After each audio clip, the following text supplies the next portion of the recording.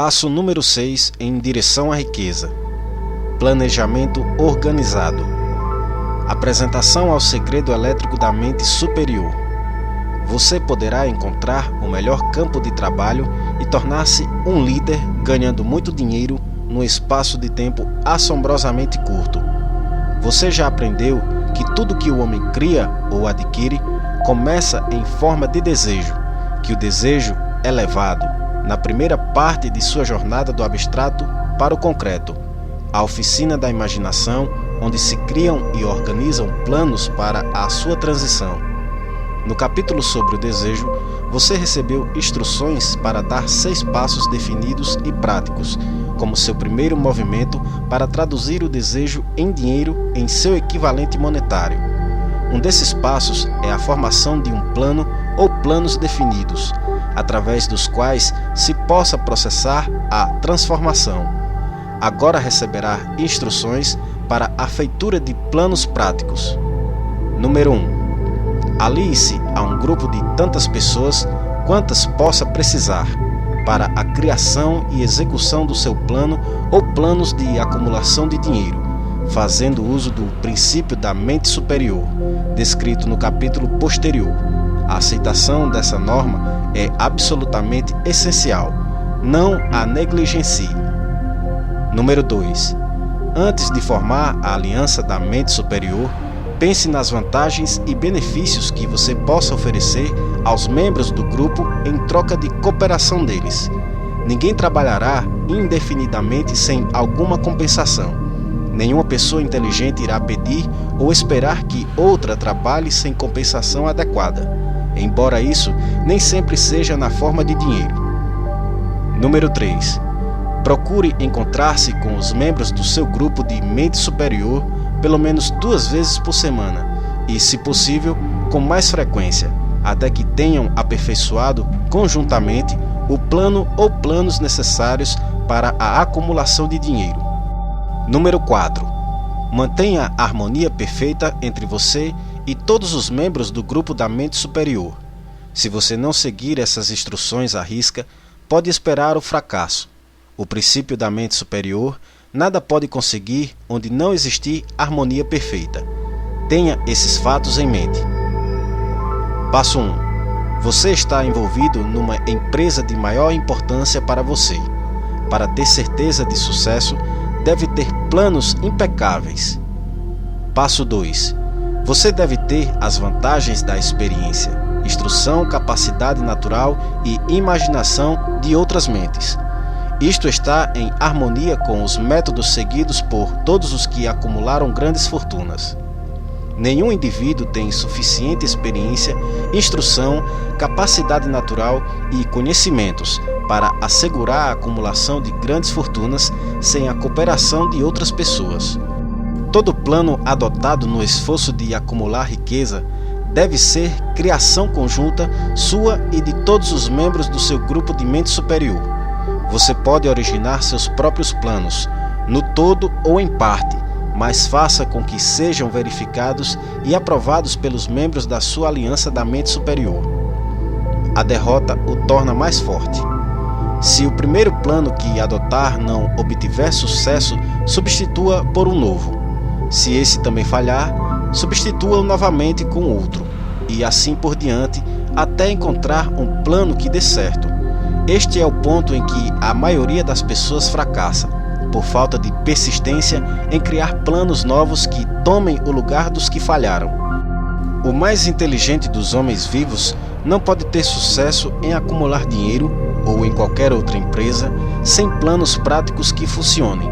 Fique com isso na cabeça e lembre-se, se os planos falharem, que a derrota temporária não é fracasso permanente.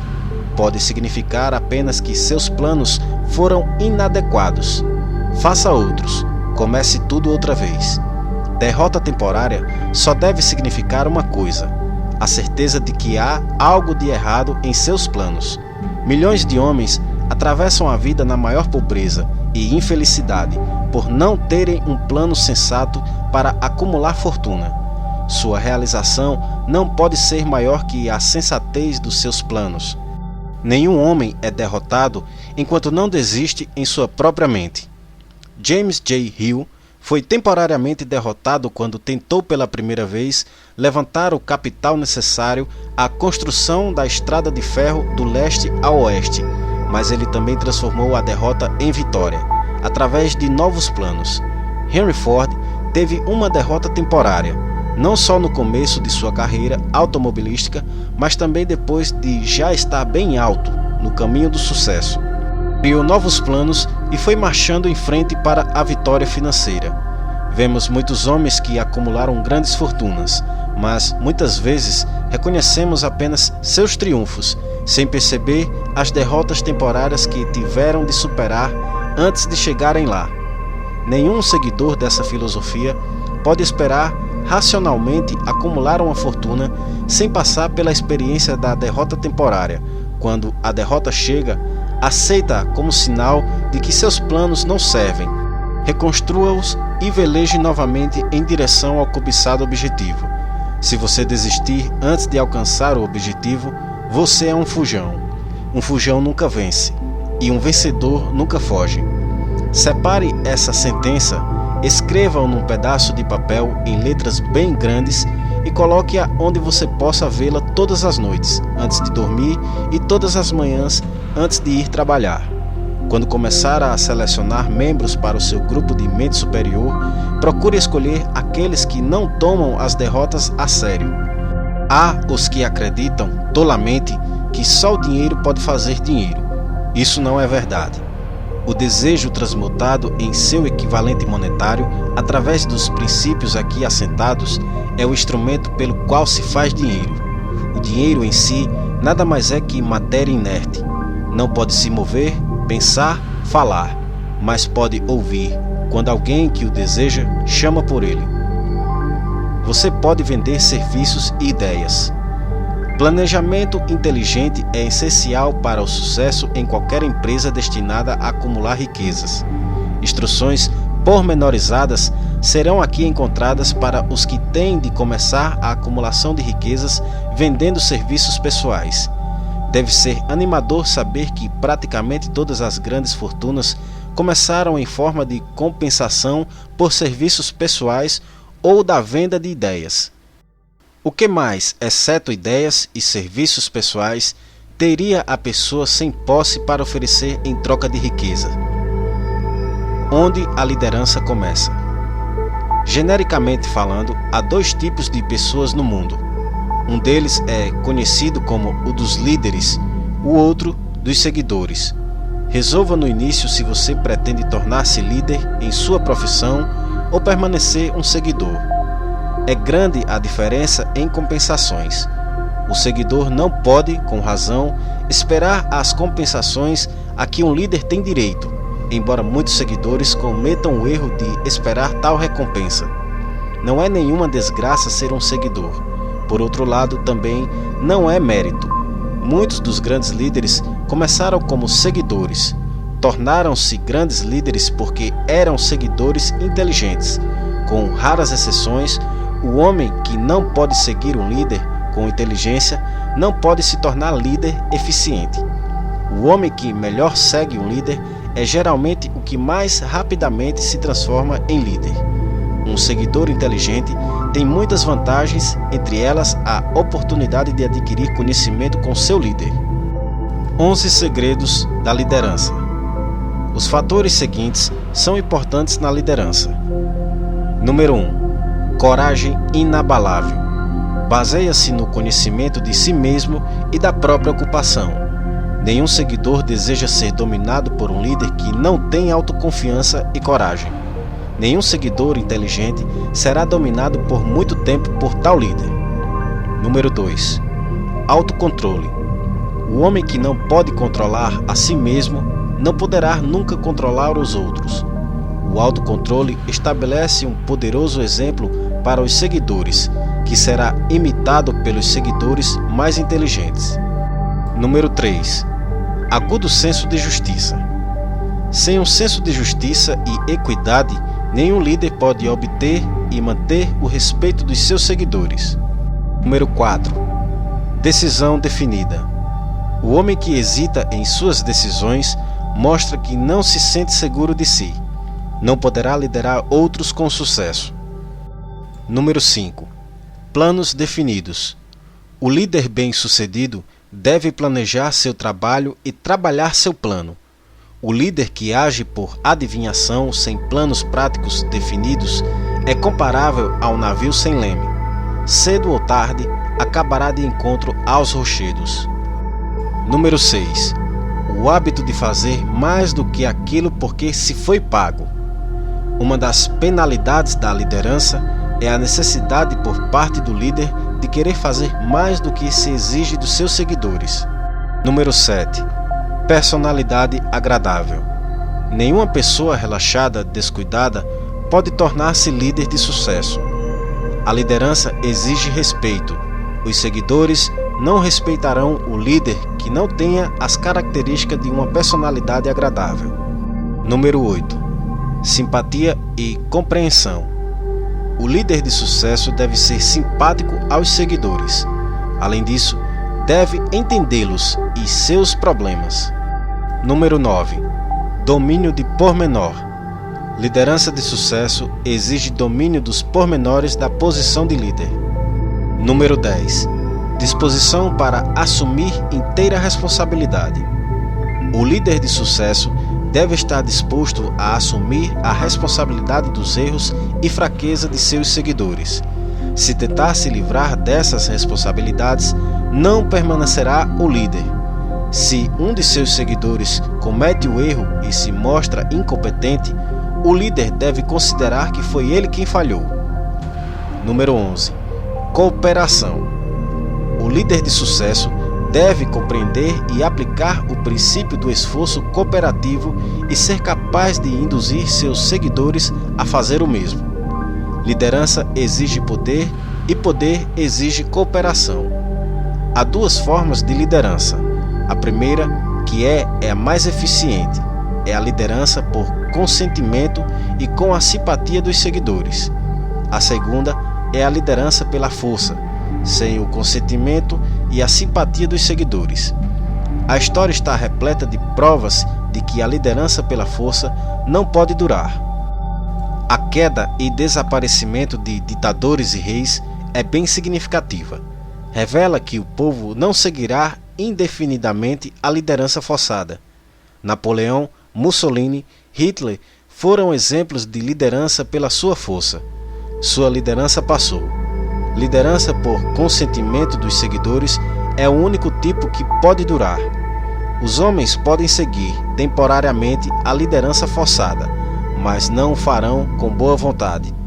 O novo tipo de liderança abrangerá os 11 fatores de liderança descritos neste capítulo, assim como alguns outros fatores. O homem que faz dele a base da sua liderança encontrará muitas oportunidades de liderar em qualquer fase da vida. Por que os líderes falham? Chegamos agora aos erros principais dos líderes que falham.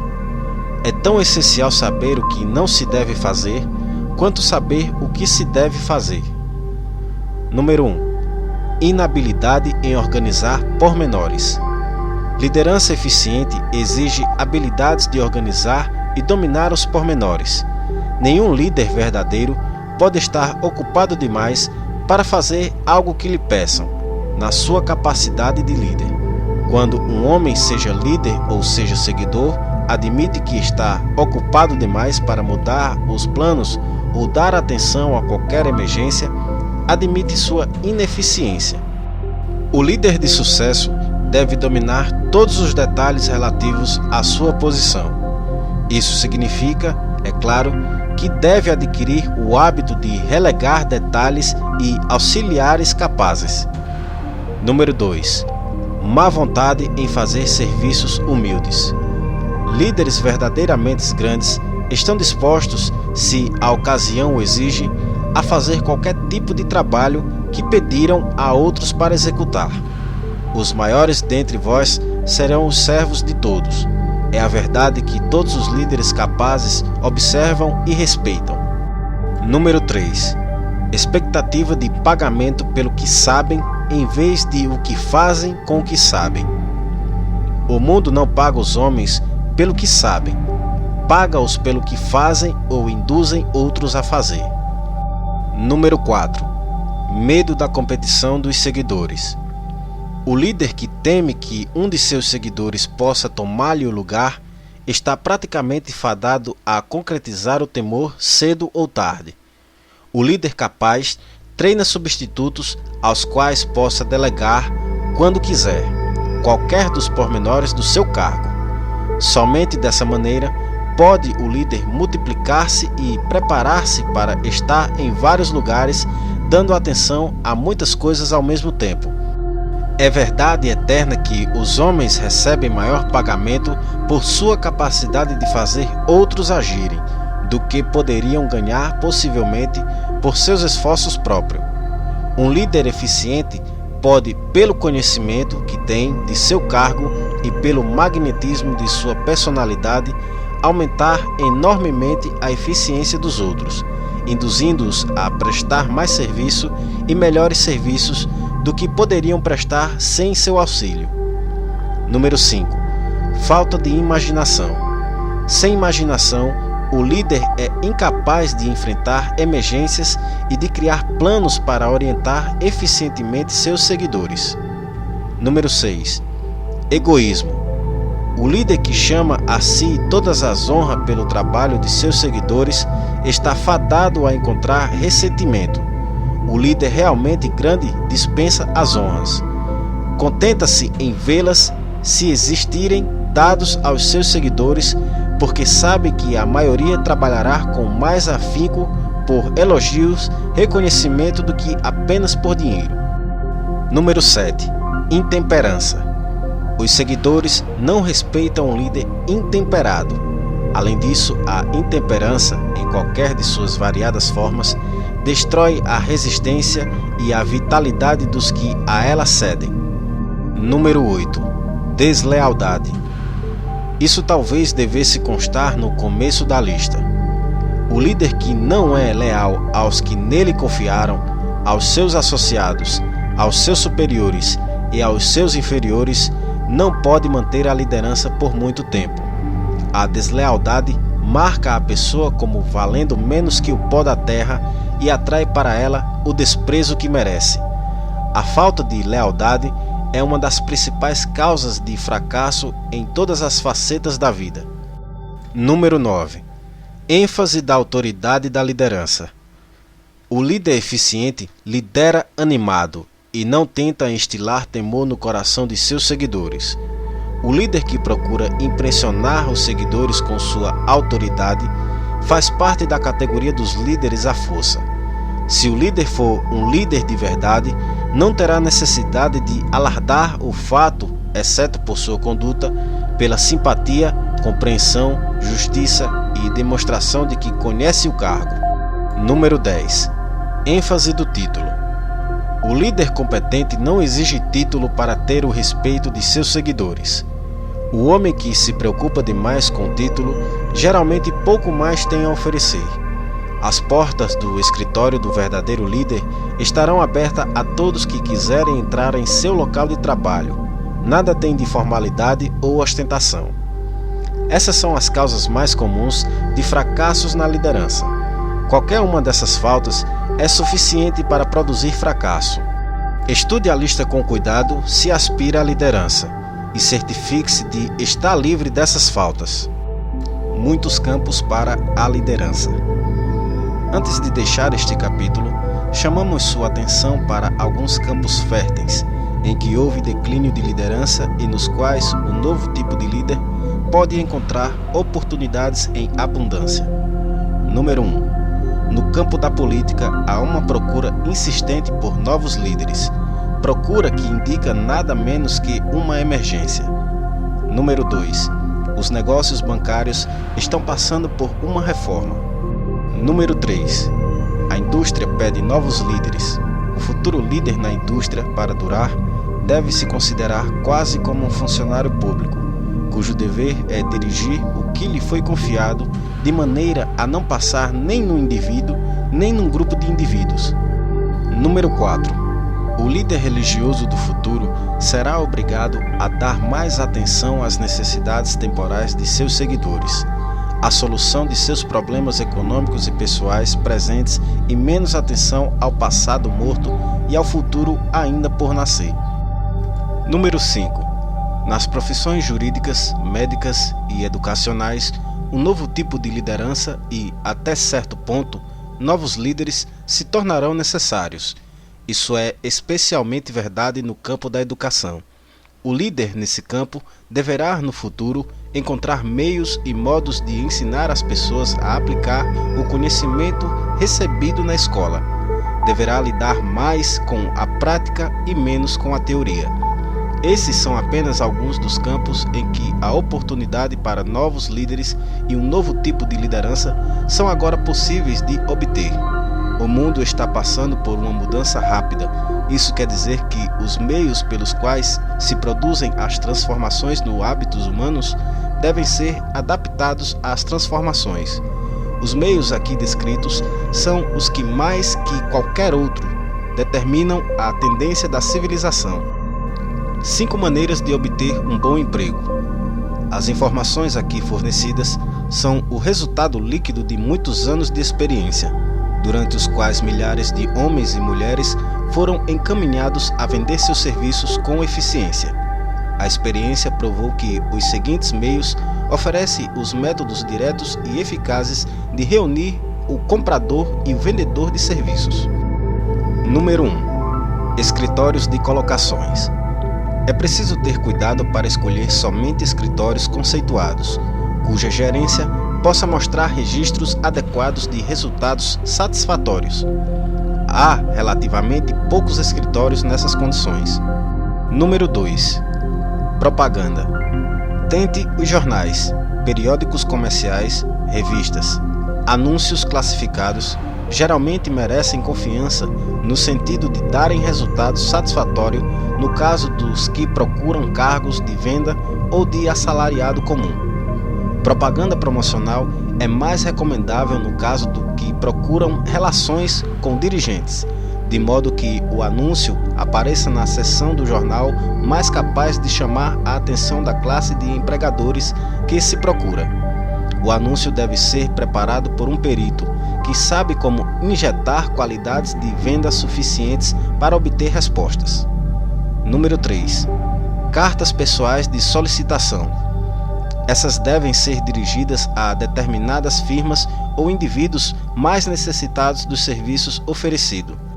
As cartas devem ser sempre bem datilografadas e assinadas à mão. Com a carta deverá ser enviado um dossiê ou um sumário das aptidões do candidato. Tanto a carta de solicitação como o dossiê sobre as experiências e aptidões deverão ser preparadas por um especialista. Veja as instruções referentes aos dados que devem ser fornecidos. Número 4. Solicitação através de conhecimentos pessoais. Se possível, o candidato deve tentar uma aproximação com os empregadores em perspectiva através de amigos comuns.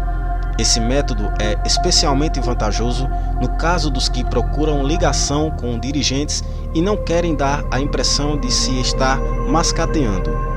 Número 5. Solicitação pessoal. Em alguns casos, pode ter mais efeito o candidato oferecer os serviços pessoalmente aos empregadores em perspectiva. Nesses casos, deve ser apresentado por escrito uma lista dos requisitos para o cargo, uma vez que o futuro empregador deseja muitas vezes discutir as fichas apresentadas com o sócio. Como preparar um sumário ou dossiê? Esse sumário deve ser preparado com o mesmo cuidado com que o advogado prepara a petição de um caso a ser julgado no tribunal. A não ser que o candidato tenha experiência no preparo de sumários, deve ser consultado um perito e seus serviços requisitados para tal propósito. Comerciantes de sucesso empregam homens e mulheres que compreendem a arte e a psicologia da propaganda para apresentar os méritos do seu produto. Quem tiver serviço pessoal a oferecer deve fazer o mesmo. Os dados seguintes devem aparecer no sumário. Número 1.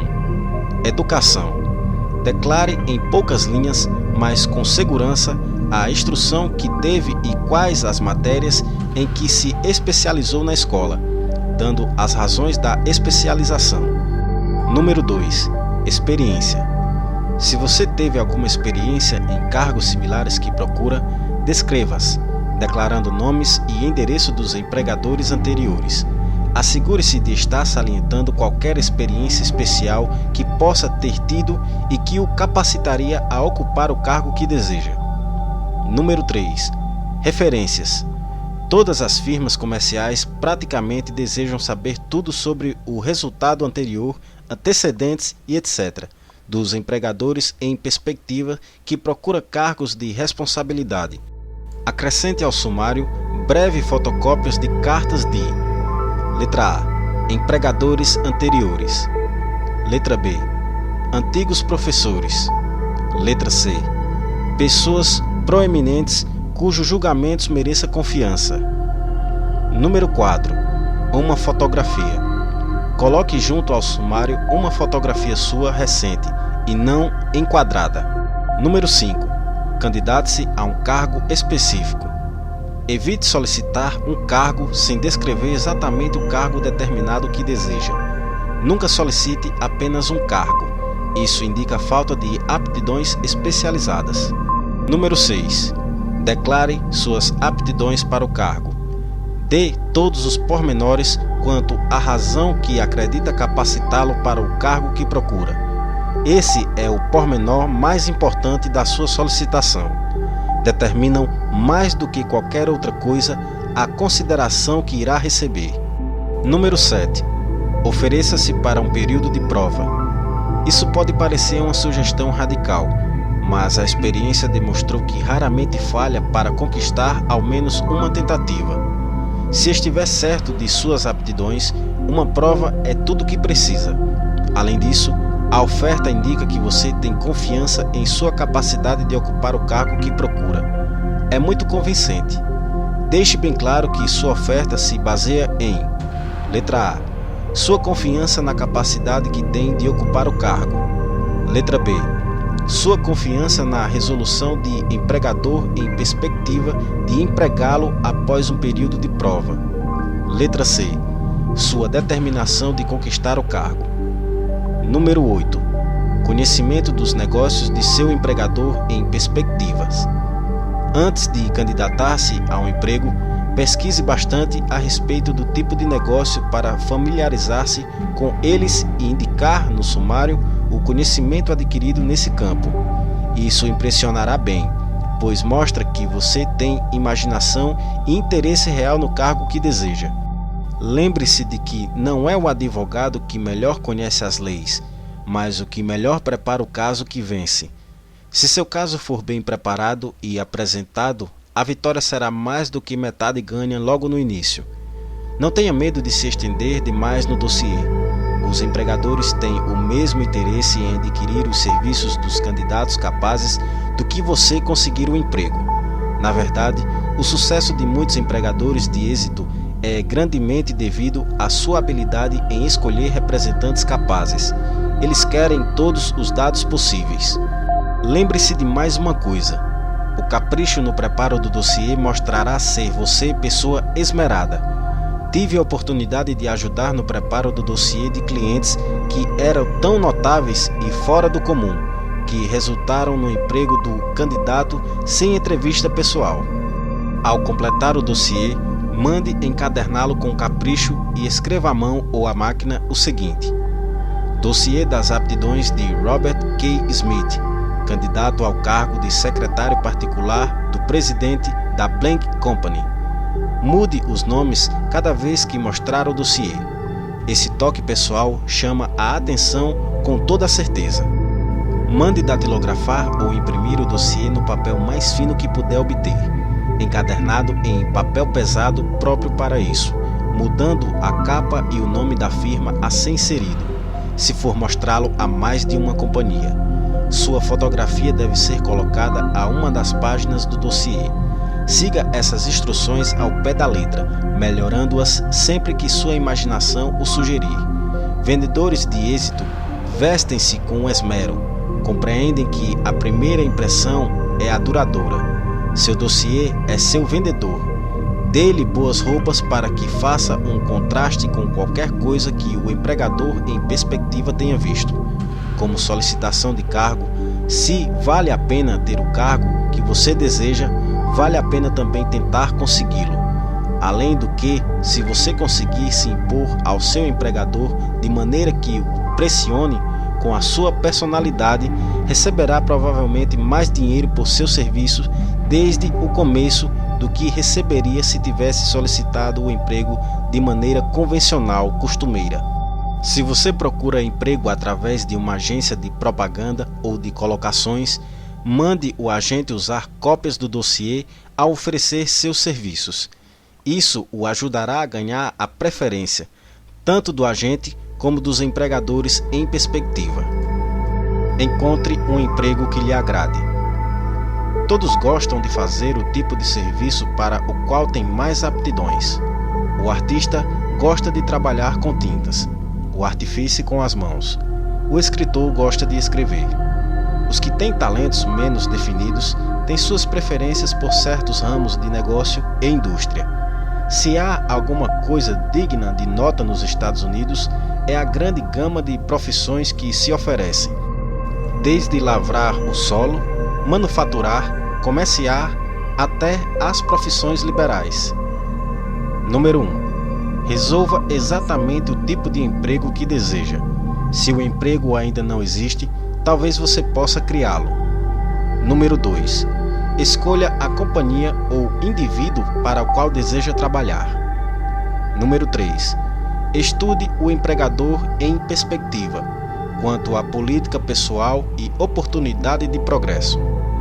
Número 4. Pela autoanálise de seus talentos e capacidades, pense no que você pode oferecer e planeje meios e modos de dar vantagens, serviços, incrementos e ideias que você acredita poder transmitir com êxito. Número 5. Esqueça-se do emprego. Esqueça se há ou não uma vaga. Esqueça o costumeiro ritual do "tenho um emprego para mim". Concentre-se no que você pode dar. Número 6. Uma vez feito o plano, contrate um escritor experiente para redigir de maneira caprichada e com todos os pormenores. Número 7. Apresente-o à pessoa certa, de autoridade, que fará o resto. Todas as firmas procuram homens que possam oferecer algo de valor, sejam ideias, serviços ou reações. Todas as companhias têm lugar para o homem que tem um plano de ação definido, vantajoso para a firma. Essa linha de conduta pode tornar alguns dias ou semanas de tempo extraordinário, mas a diferença em pagamento, em progresso e em conquista de reconhecimento economizar-lhe-á anos de trabalho árduo, com salário modesto. Tem muitas vantagens, a principal sendo que economizará de 5 anos de tempo para alcançar o objetivo almejado. Toda a pessoa que começa ou penetra no meio da escada que sobe, o fará por planejamento deliberado e cuidadoso. O público é seu sócio. Homens e mulheres que oferecem seus serviços para melhores proveitos no futuro devem reconhecer a transformação que teve lugar com referência a relações entre empregador e empregado. As futuras relações entre empregadores e empregados serão com uma sociedade consistente de: Número 1. Empregador. Número 2. Empregado. Número 3. O público a que servem. Essa nova maneira de oferecer os serviços pessoais é chamada de nova, por muitas razões. Em primeiro lugar, tanto o empregador como o empregado do futuro serão considerados empregados colegas, cuja tarefa será servir o público com eficiência. No passado, empregadores e empregados negociavam entre si, procurando tirar o máximo uns dos outros, sem considerar que, em última análise, estavam prejudicando o terceiro interessado, o público que serviam. Cortesia e serviço são as palavras-chave do comércio de hoje, aplicando-se à pessoa que negocia serviços pessoais ainda mais diretamente que o empregador a quem ele serve. Em última análise, tanto o empregador como o empregado são empregados pelo público que servem. Se não servirem bem, pagam com a perda do privilégio de servir. Todos nós nos lembramos do tempo em que o homem que lia o medidor de gás batia na porta com força suficiente para quebrá-la.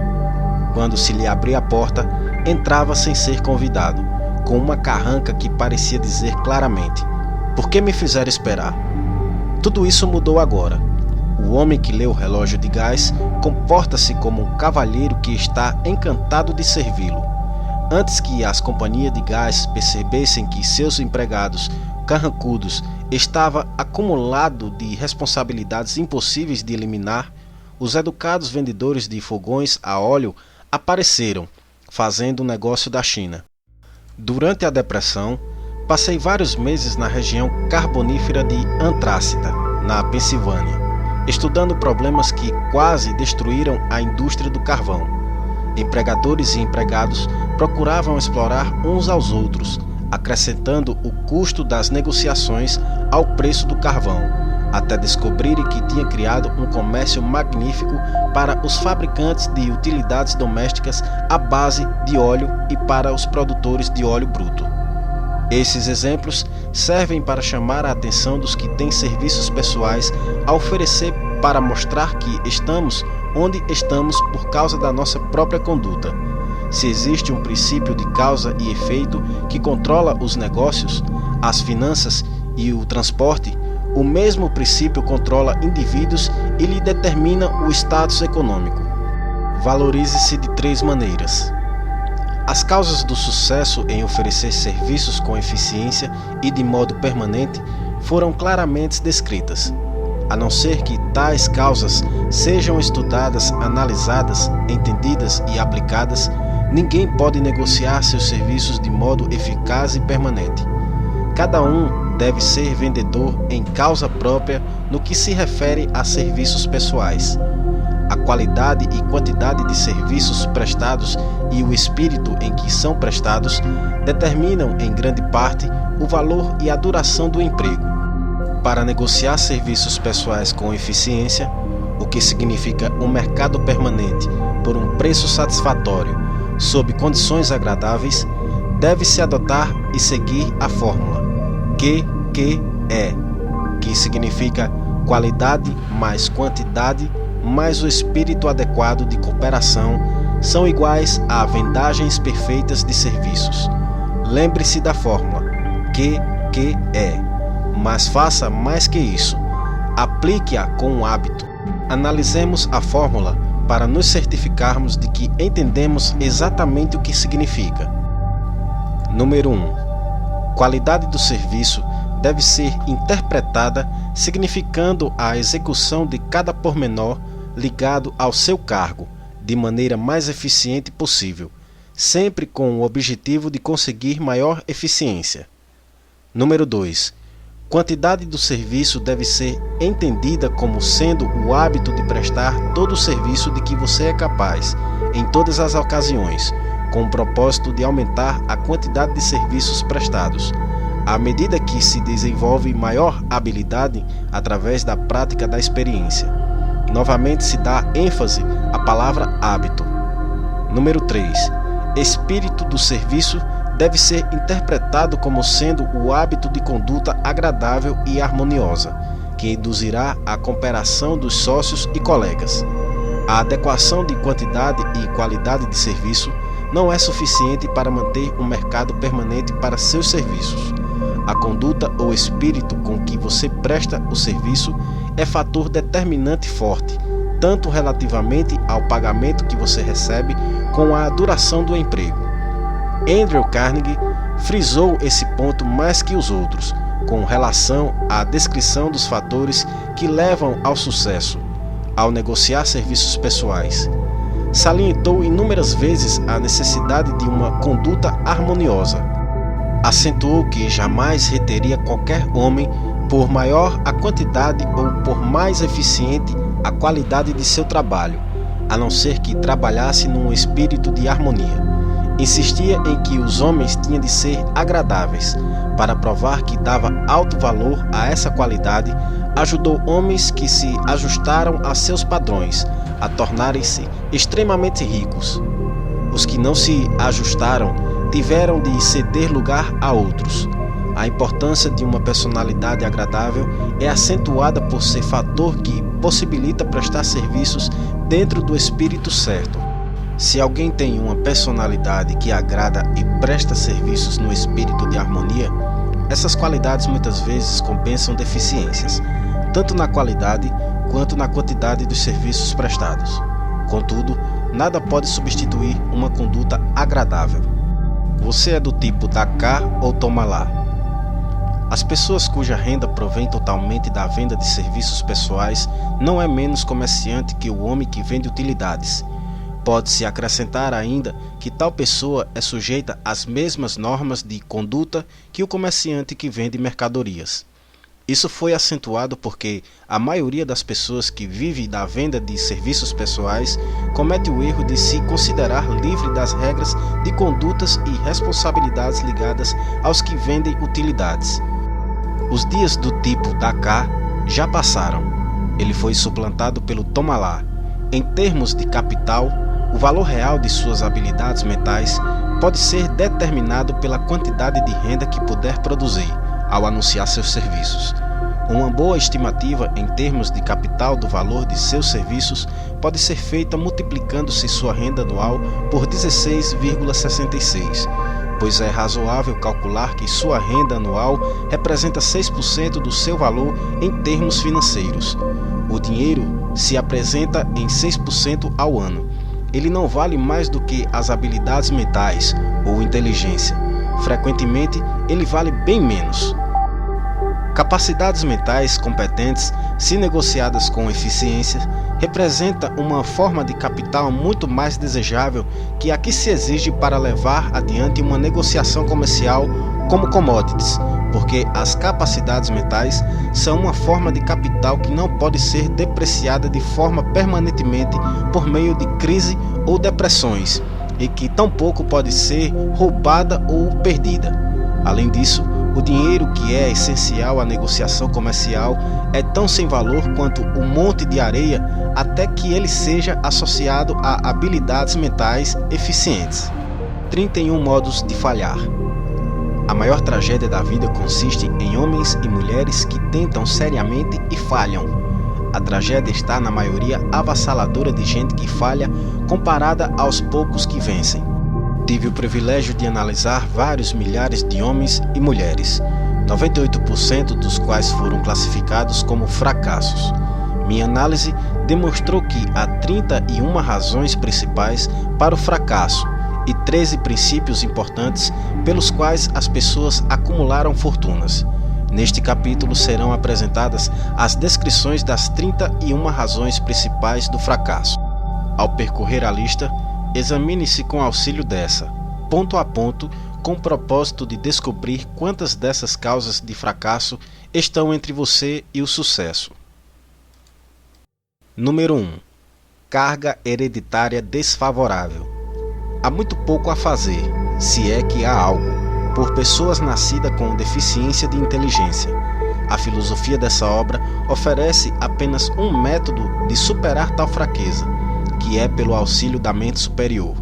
Observe, porém, que esse é, no entanto, o único dos 31 casos de fracasso que não pode ser facilmente corrigido por qualquer indivíduo. Número 2. Falta de um propósito bem definido na vida.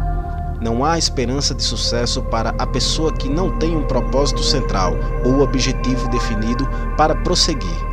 98 entre 100 dos que analisei não tinha tal objetivo. Talvez essa fosse a principal causa de seu fracasso. Número 3. Falta de ambição de aspirar acima de mediocridade. Não oferecemos esperança à pessoa indiferente a ponto de não querer progredir na vida e que não esteja disposto a pagar o preço. Número 4. Instrução insuficiente. Essa é uma desvantagem facilmente sanável. A experiência provou que as pessoas mais instruídas são as que se fazem por si mesmas, ou autodidatas. É preciso mais do que um diploma de escola superior para tornar a pessoa instruída. Qualquer pessoa instruída aprendeu a conseguir o que quiser na vida, sem violar direitos alheios. A instrução consiste, no entanto, nos conhecimentos, mas nos conhecimentos aplicados com eficiência e persistência. As pessoas são pagas não só pelo que sabem, mas especificamente pelo que fazem com o que sabem. Número 5. Falta de autodisciplina. A disciplina vem através do autocontrole, o que significa que se deve controlar todas as qualidades negativas. Antes de poder controlar as condições, você deve controlar a si mesmo. Autodomínio é a tarefa mais árdua que você jamais enfrentará. Se não vencer seu eu, será vencido por ele. Você poderá ver, ao mesmo tempo, seu melhor amigo e maior inimigo colocando-se diante do espelho. Número 6. Má saúde. Ninguém pode ter êxito acentuado sem boa saúde. Inúmeras causas de má saúde dependem do domínio e controle. São estas as principais. Letra A. Abusar de comidas prejudiciais à saúde. Letra B. Hábitos de raciocínio errados. Dar expressão a negativismo. Letra C. Prática indevida ou exagerada do sexo. Letra D. Falta de exercício físico certo. Letra E. Quantidade inadequada de ar fresco, devido à respiração falha. Número 7. Influências desfavoráveis do meio durante a infância. Conforme se curva o galho, a árvore se inclina. A maioria das pessoas de tendências criminosas adquirem essas tendências com o resultado do mau ambiente e de amizades impróprias durante a infância. Número 8. Procrastinação. Esta é uma das causas mais comuns de fracasso. A procrastinação está à sombra de todo ser humano, esperando a oportunidade de estragar-lhe as chances do sucesso. A maioria de nós atravessa a vida como um fracassado porque espera o momento certo para começar algo que vale a pena. Não fique esperando, o momento nunca será exatamente certo. Comece onde está e use quaisquer ferramentas que tenha à mão. Ferramentas melhores aparecerão ao longo do seu caminho. Número 9. Falta de persistência. Muitos de nós somos bons iniciadores, mas péssimos finalizadores de todas as coisas que começamos. Além do que, as pessoas estão inclinadas a desistir aos primeiros sinais de derrota. Não há substituto para a persistência. A pessoa que faz da sua persistência a palavra-chave descobre que o velho senhor fracasso finalmente se cansa e vai embora. O fracasso não é capaz de enfrentar a persistência. Número 10. Personalidade negativa. Não há esperança de sucesso para a pessoa que repele os outros através de uma personalidade negativa. O sucesso vem pela aplicação do poder, e esse é atingido pelo esforço conjunto de outra pessoa. Uma personalidade negativa não induz a cooperação. Número 11. Falta de controle do impulso sexual. A energia sexual é o mais poderoso de todos os estímulos que levam as pessoas à ação. Por ser a mais poderosa das emoções, deve ser controlada pela transmutação e dirigida a outros canais. Número 12. Desejo descontrolado por ganhar algo de graça. O instinto de jogador leva milhões de pessoas ao fracasso. Provas disso podem ser encontradas no estudo do colapso de Wall Street em 1929, quando milhões de pessoas tentaram ganhar dinheiro jogando na bolsa. Número 13. Falta de poder de decisão definida. Homem bem-sucedido chega às decisões com rapidez e, se for o caso, as muda muito lentamente. Homens que fracassam chegam às decisões, se é que chegam, muito lentamente e mudam-nas com rapidez e frequência. Indecisão e procrastinação são irmãs gêmeas. Onde uma se encontra, geralmente se pode achar a outra. Destrua esse par antes que ele o prenda à roda de moer do fracasso. Número 14. Um ou mais dos 6 temores básicos. Esses temores foram analisados para você num dos capítulos seguintes. Devem ser dominados antes de você poder oferecer seus serviços com eficiência. Número 15. Escolha errada do cônjuge. Essa é uma das causas mais comuns do fracasso. O casamento põe as pessoas em contato íntimo. Se essa relação não for harmoniosa, é provável que venha o fracasso. Além disso, trata-se de uma forma de fracasso marcada pela tristeza e infelicidade, destruindo todos os sinais de ambição. Número 16. Excesso de cautela. A pessoa que não se arrisca geralmente tende a se contentar com as sobras, quando os outros já se satisfizeram exercendo suas escolhas. O excesso de cautela é tão prejudicial quanto a pouca cautela. Ambos os extremos devem ser evitados. A própria vida está repleta do elemento do risco ou perigo. Número 17. Escolha errada dos sócios comerciais. Essa é uma das causas mais comuns de fracasso em negócios. Ao oferecer serviços pessoais, deve-se ter grandes cuidados em escolher um empregador que seja uma inspiração e que seja ele próprio inteligente e bem-sucedido. Nós imitamos aqueles com quem nos associamos mais aproximadamente. Escolha um empregador que mereça ser imitado. Número 18. Superstição e preconceito. Superstição é um tipo de temor e também um sinal de ignorância. Os homens de êxito mantêm a mente aberta e não temem nada. Número 19. Escolha errada da vocação. Ninguém pode obter sucesso numa linha de atividade que não goste. O passo mais importante na negociação de serviços pessoais é a seleção de uma ocupação a qual você possa se entregar de corpo e alma. Número 20. Falta de concentração e de esforço. O pau para toda obra raramente é bom em alguma coisa. Concentre seus esforços em um objetivo definido principal. Número 21. O hábito dos gastos indiscriminados. A mão aberta não pode ter sucesso, principalmente porque está sempre apavorado com a pobreza. Forme o hábito da economia sistemática, guardando uma porcentagem definida de sua renda. Dinheiro no banco proporciona uma base segura de coragem ao negociar a venda de serviços pessoais. Sem dinheiro, é preciso aceitar o que é oferecido e ficar contente de obtê-lo. Número 22. Falta de entusiasmo. Sem entusiasmo, não se pode ser convincente. Além disso, o entusiasmo é contagiante e a pessoa que o tem sob seu domínio é geralmente bem-vinda em qualquer grupo de pessoas. Número 23. Intolerância.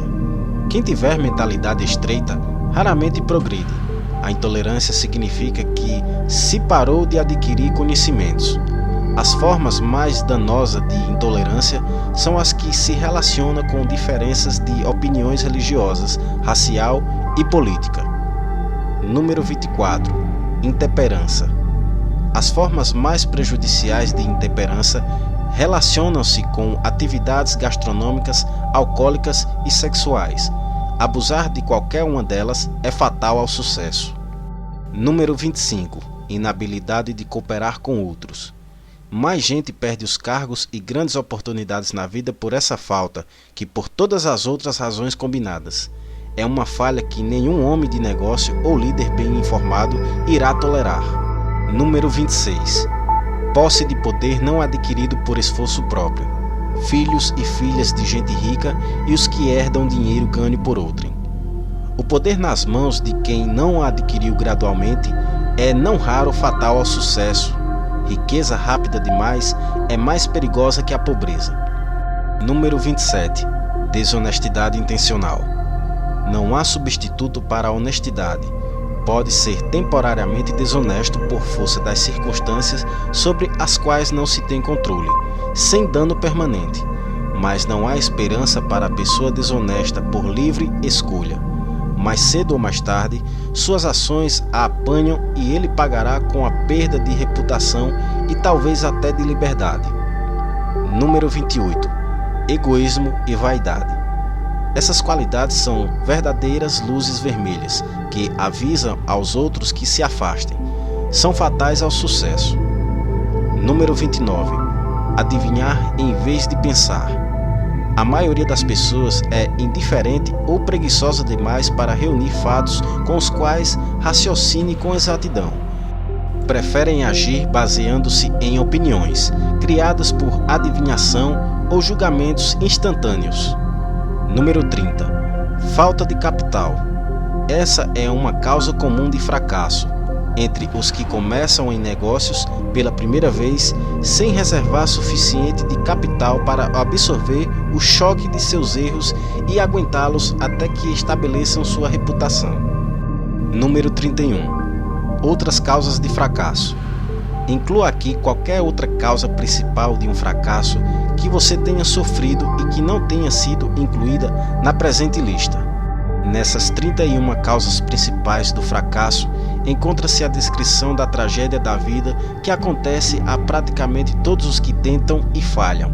Será de grande utilidade se você puder pedir a alguém que a conheça bem para percorrer essa lista com você, ajudando a se analisar através das 31 causas do fracasso. Será benéfico se o tentar sozinho. A maioria das pessoas não pode se ver com os outros a veem. Você pode ser uma delas. Como é que você se anuncia? O mais antigo dos conselhos é: homem, conhece a ti mesmo. Se você quiser negociar mercadorias com sucesso, deve conhecer essas mercadorias. O mesmo se aplica à negociação de serviços pessoais. Você deve conhecer todas as suas fraquezas pessoais, para que possa superá-las ou eliminá-las completamente. Você deve conhecer seus pontos fortes, de modo que possa chamar a atenção para eles quando estiver oferecendo seus serviços. Só é possível conhecer-se através de uma análise precisa. A loucura da ignorância em relação a si mesmo foi exibida por um jovem que solicitou um cargo ao gerente de afamada companhia. Causou ótima impressão, até que o gerente lhe perguntou que salário esperava. Respondeu que não tinha soma fixa em mente, falta de objetivo definido. O gerente então replicou: pagar-lhe-emos o que vale, depois de uma semana de experiência. Não aceitarei isso, disse o solicitante, porque estou ganhando mais do que isso, onde estou empregado atualmente. Antes mesmo de começar a negociar um reajustamento de salário em seu cargo presente ou de procurar emprego em outra parte, esteja seguro de que vale mais do que recebe atualmente. Uma coisa é querer dinheiro. Todos querem mais, mas bem diferente valer mais. Muita gente confunde suas necessidades com o que lhe é justamente devido. Suas exigências ou necessidades financeiras nada têm a ver com seu valor. Esse é estabelecido inteiramente por sua capacidade de prestar serviços úteis ou por sua capacidade de induzir outros a prestá-los. Você progrediu ano passado? A autoanálise anual é importante na negociação eficaz de serviços pessoais, como é o balanço anual no comércio. Além disso, a análise anual deve revelar diminuição nas falhas e aumento nas virtudes. Na vida, vai-se para adiante, fica-se parado ou se retrocede. É claro que o objetivo deve ser o de progredir. A autoanálise anual revelará se houve progresso e, se houve, quanto. Revelará também algum retrocesso que, porventura, tenha ocorrido. A negociação eficiente de serviços pessoais exige que se avance, mesmo que o progresso seja lento. A autoanálise anual deve ser feita no final de cada ano, de modo que possa concluir nas resoluções do ano novo os progressos que a análise indica que devem ser feitos. Faça esse balanço fazendo-se as perguntas que estão a seguir e examinando as respostas com o auxílio de alguém que não permita que você se iluda quanto à exatidão das respostas. 28 perguntas muito pessoais. Número 1. Alcancei o objetivo que estabeleci a mim mesmo esse ano? Você deve ter um objetivo anual definido, a ser atingido como parte do seu objetivo principal na vida. Número 2. Prestei serviço da melhor qualidade de que fui capaz ou poderia ter melhorado uma parte desse serviço? Número 3. Prestei a maior quantidade de serviço do que fui capaz? Número 4. O espírito da minha conduta foi harmoniosa e cooperativo o tempo todo? Número 5. Permiti ao hábito da procrastinação que diminuísse minha eficiência e, se assim, até que ponto? Número 6.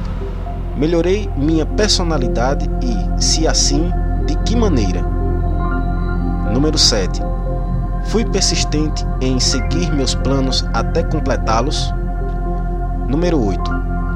Tomei decisões com rapidez e de caráter definido em todas as ocasiões? Número 9. Permiti que um ou mais dos 6 temores básicos diminuísse minha eficiência? Número 10. Fui cauteloso demais ou cauteloso de menos? Número 11. Minhas relações com os companheiros de trabalho foram agradáveis ou desagradáveis? Se foram desagradáveis, a falta foi minha em parte ou inteiramente? Número 12. Dissipei alguma energia por falta de concentração de esforço?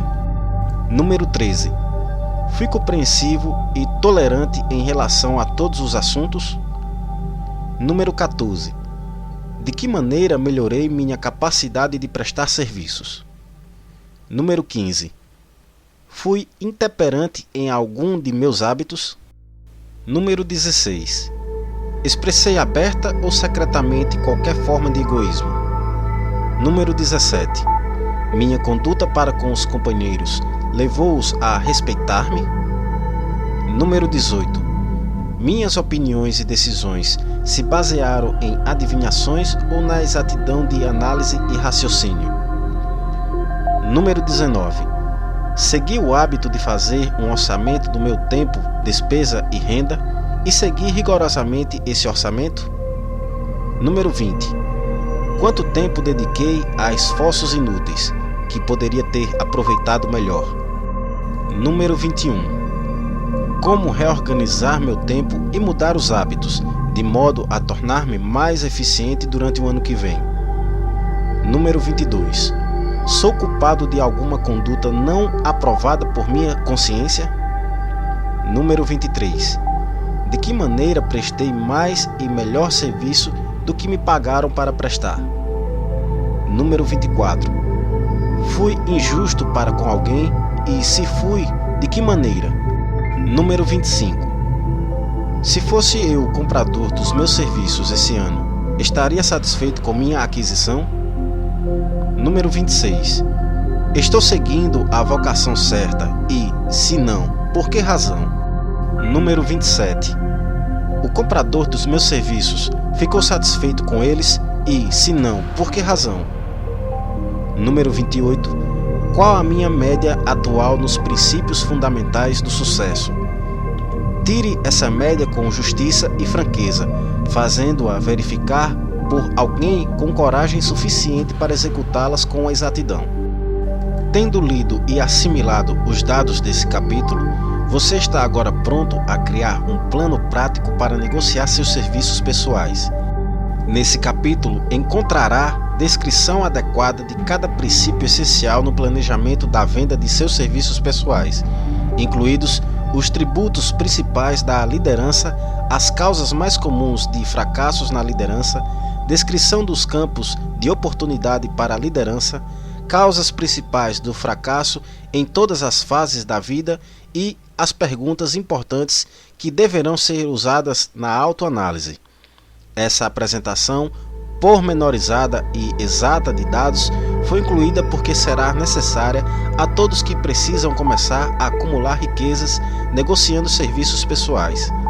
Aqueles que perderam a fortuna e os que estão começando a ganhar dinheiro nada têm a oferecer, senão serviços pessoais, em troca de riqueza. Por isso, é essencial que disponha dos dados práticos necessários à negociação de serviços para melhor proveito. A assimilação e compreensão completa dos dados aqui apresentados será útil na negociação de serviços e ajudará também a pessoa a ser mais capaz de análise e capaz de julgar os outros. Os dados serão inestimáveis a diretores de departamento pessoal, gerentes de emprego e outros dirigentes, encarregados da seleção de empregados e da manutenção de organizações eficientes. Se você duvidar dessa afirmação, experimente sua eficácia, respondendo por escrito as 28 perguntas da autoanálise. Suas vastas oportunidades de acumular riquezas. Agora que analisamos os princípios pelos quais se podem acumular riquezas, perguntamos naturalmente: onde encontrar oportunidades favoráveis para aplicar esses princípios? Muito bem, façamos um balanço e vejamos o que os Estados Unidos oferecem à pessoa que procura grandes ou pequenas riquezas. Para começar, lembremos-nos todos nós de que vivemos num país em que todo cidadão cumpridor da lei goza da liberdade de pensamento e liberdade de ação, sem paralelo no mundo inteiro. Muitos de nós jamais fizemos um balanço das vantagens dessas liberdades. Jamais comparamos essa liberdade limitada com a liberdade reduzida de outros países. Aqui nós temos liberdade de pensamento, liberdade na escolha e no gozo da instrução, liberdade de religião, liberdade de política, liberdade na escolha de um negócio, profissão ou ocupação, liberdade de acumular e possuir sem ser molestado toda a prosperidade que podemos acumular, liberdade de escolher nossa residência, liberdade de matrimônio, liberdade através de oportunidades iguais a todas as raças, liberdade de locomover-se de um estado a outro, liberdade na escolha dos alimentos e liberdade de concorrer a qualquer posto na vida para qual estejamos preparados, mesmo a presidência dos Estados Unidos. Temos outras formas de liberdade, mas essa lista dará uma visão geral das mais importantes, que constitui oportunidades do mais elevado grau. Essa vantagem de liberdade é tanto mais visível quanto os Estados Unidos são o único país que garante a cada cidadão nativo ou naturalizado uma lista de liberdade tão ampla e variada. Em seguida, recapitulemos algumas bênçãos que a nossa liberdade tão difundida colocou ao alcance de nossas mãos. Temos como exemplo a família americana média, isto é, a família de renda média, e somemos os benefícios de que dispõe cada membro da família, nessa terra de oportunidades e de muitas oportunidades. Depois da liberdade de pensamento e ação, vem a alimentação, vestuário e abrigo, as 3 necessidades básicas da vida. Alimentação. Por causa da nossa liberdade universal, a família americana tem ao seu dispor, à porta mesmo, a mais variada seleção de alimentos encontradas em qualquer parte do mundo, por preço ao seu alcance econômico. Vestuário. Em qualquer parte dos Estados Unidos, a mulher de padrão médio pode se vestir com conforto e capricho por menos de $500 por ano e o homem médio, idem, ou por menos ainda. Abrigo. A família média vive num apartamento confortável, aquecido, iluminado a eletricidade com gás para cozinhar. A torrada da refeição matinal foi feita em torrador elétrico, que custa alguns dólares apenas. A limpeza do apartamento é feita por aspirador elétrico. A água quente e fria correm a qualquer momento, na cozinha e no banheiro. A comida é conservada na geladeira elétrica. A esposa enrola o cabelo, lava a roupa e passa com o equipamento elétrico, facilmente manejável pela força obtida ao ligar o fio na tomada. O marido se barbeia com barbeador elétrico e eles recebem diversão do mundo inteiro durante 24 horas, se o quiserem, sem despesa, ligando simplesmente o rádio ou a televisão. Há ainda outras comodidades nesse apartamento, mas a lista acima dá boa ideia das evidências concretas da liberdade que nós, na América do Norte, gozamos. Somente as 3 necessidades básicas de alimentação, vestuário e abrigo foram mencionadas. O cidadão americano médio tem outros privilégios e vantagens disponíveis em troca de esforço modesto, não excedendo 8 horas diárias de trabalho. O americano médio tem direito de propriedade assegurados de uma maneira que não se encontra em nenhum outro país do mundo. Ele pode colocar o dinheiro excedente no banco, com a certeza de que seu governo o protegerá e o reembolsará se o banco falir. Se o cidadão americano quiser viajar de um estado a outro, não precisa de passaporte, nem de permissão de ninguém. Pode ir quando bem entender e voltar quando tiver vontade. Pode também viajar de trem, automóvel, particular, ônibus, avião ou navio, conforme sua renda o permitir. Dê crédito ao capital. Muitas vezes ouvimos políticos proclamando a liberdade da América ao solicitar votos, mas raramente dão tempo ou dedicam esforço suficiente à análise da fonte ou natureza dessa. Como não tenho nenhum interesse pessoal, nenhum ódio a exprimir, nenhum motivo escondido a concretizar, tenho o privilégio de entrar numa análise franca do algo, misterioso, abstrato, muito mal compreendido, que dá a cada cidadão dos Estados Unidos mais bênçãos, mais oportunidades de acumular riqueza, mais liberdade de todos os tipos que se possam encontrar em qualquer outro país. Tenho o direito de analisar a fonte e a natureza desse poder invisível, porque conheci e conheço há mais de meio século vários homens que organizaram esse poder e vários responsáveis por sua manutenção. O nome desse benfeitor da humanidade é capital. O capital não consiste apenas de dinheiro, mas mais especialmente de grupos de homens altamente organizados e inteligentes, que planejam meios e modos de usar dinheiro com eficácia para o bem do público e para lucro próprio. Tais grupos consistem de cientistas, educadores, químicos, inventores, analistas de negócios, propagandistas, peritos em transportes, contadores, advogados, médicos e homens e mulheres com conhecimento altamente especializados em todos os campos da indústria e do comércio. Eles são pioneiros, fazem experiências e abrem caminhos em novos campos de iniciativa. Mantêm hospitais, escolas superiores, grupos escolares, constroem estradas ótimas, editam jornais, pagam a maior parte das custas do governo e tomam conta dos múltiplos pormenores essenciais ao progresso humano. Resumindo, os capitalistas são o cérebro da civilização, porque fornecem a matéria de que consiste a educação, o esclarecimento e o progresso humano. O dinheiro sem capacidades mentais é sempre perigoso. Usado com propriedade é o mais importante esteio da civilização. O simples café da manhã que foi aqui descrito não poderia ter sido entregue às famílias a um custo módico, ou mesmo a qualquer outro custo, se o capital organizado não tivesse fornecido o maquinário, os navios, as estradas de ferro e o vasto contingente de homens treinados para operá-los. Pode-se ter uma pequena ideia da importância do capital organizado, tentando imaginar-se a si mesmo tendo o peso da responsabilidade de providenciar, sem auxílio do capital, a simples refeição matinal aqui descrita para as famílias de Nova York. Para conseguir o chá, você teria de fazer uma viagem à China ou à Índia, ambas bem distantes dos Estados Unidos. A não ser que você seja um excelente nadador, ficaria cansado com a viagem de ida e volta.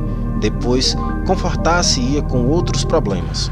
O que usaria como dinheiro no caso de ter a resistência física para atravessar o oceano a nado? Para fornecer açúcar, teria de fazer outra longa travessia a nado até a América do Sul, ou uma longa caminhada à região açucareira de Utah. Mesmo assim, você ainda poderia voltar sem o açúcar, porque são necessários esforços e dinheiro para produzir o açúcar, para não dizer nada do que precise para refiná-lo, transportá-lo e entregá-lo à mesa das refeições em algum lugar dos Estados Unidos.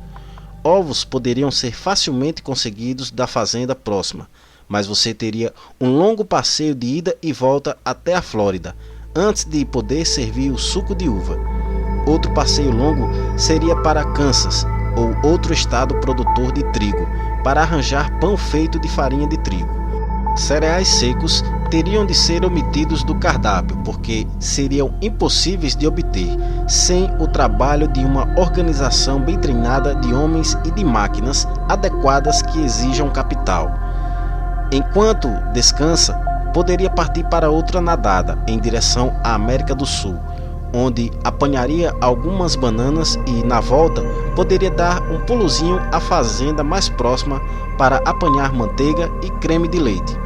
Então sua família estaria pronta para se sentar e gozar a refeição matinal. Parece absurdo, não?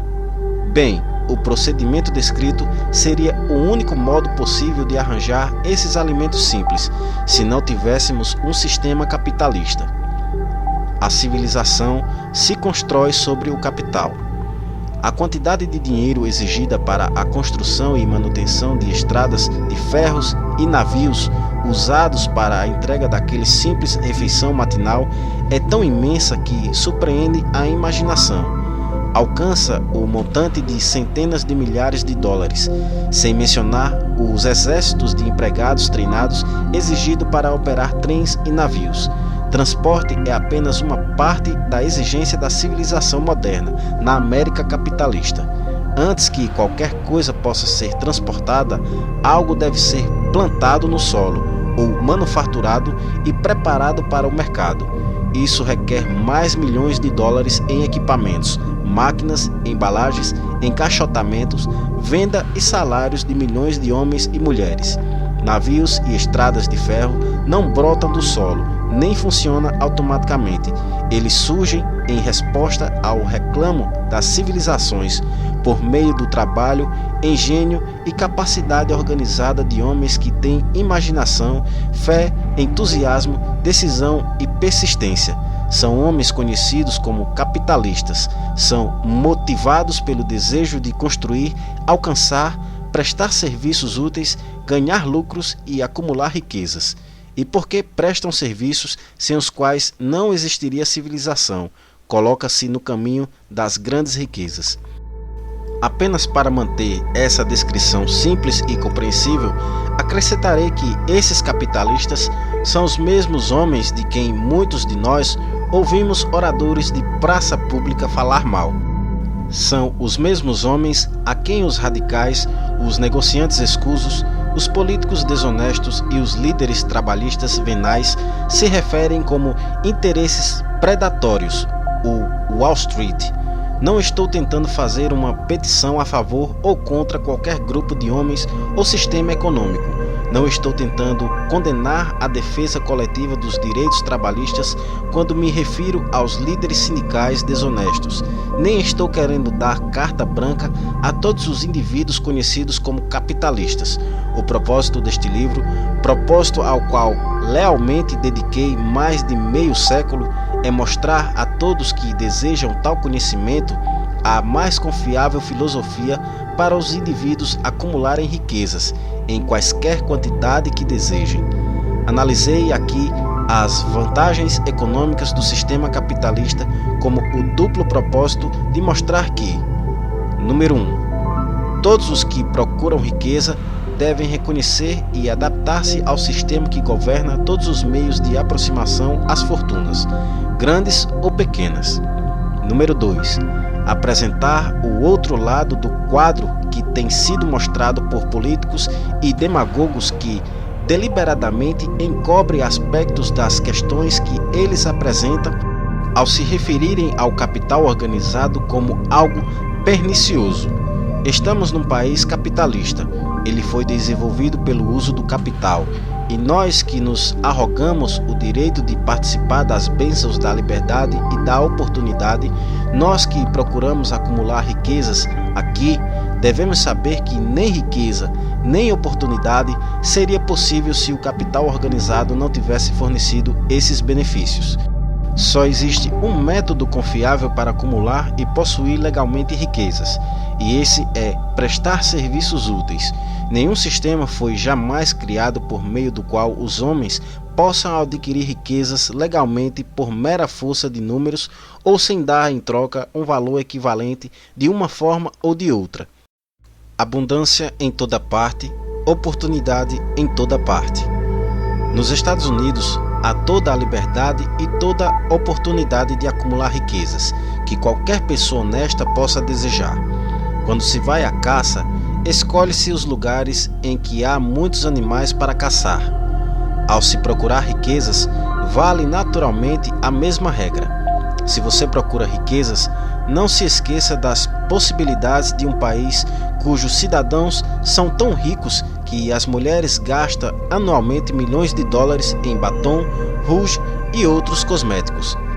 Se é dinheiro que você procura, considere com atenção um país que gasta milhões de dólares anualmente em cigarros. Não se apresse demais em afastar-se de um país cujo povo voluntariamente, mesmo com avidez, gaste milhões de dólares por ano em futebol, beisebol e lutas de boxe.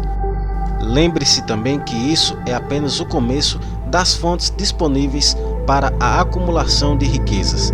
Apenas alguns luxos e gêneros não essenciais foram mencionados.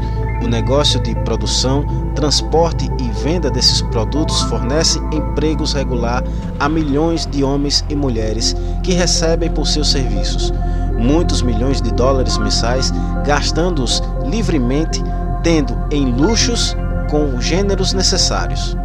Lembre-se especialmente que por trás de toda essa troca de mercadoria e serviços pessoais podem ser encontradas vastas oportunidades de acumular riquezas. A liberdade americana vem nesse ponto, em nosso auxílio. Nada existe para detê-lo, ou a quem quer que seja, ao lançar-se ao esforço necessário à realização desses objetivos. Quem tiver talento, instrução ou experiências superiores pode acumular riquezas em grande escala. Os menos afortunados podem acumular pequenas quantidades. Todos podem ganhar a vida em troca de pequenas quantidades de serviços. Portanto, eis aqui a questão. A oportunidade espalhou seus produtos diante de você. Tome sua decisão. Vá em frente, escolha o que quer, crie um plano, ponha-o em ação e prossiga, com persistência. A América capitalista fará o restante. Você pode confiar nisso.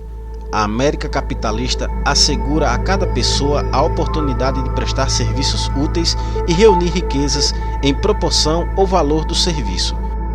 O sistema não nega a ninguém esse direito, mas não promete e nem pode dar algo de graça, porque o sistema em si é irrevogavelmente controlado pelas leis econômicas, que não reconhecem nem toleram por muito tempo receber sem dar. Pontos a fixar.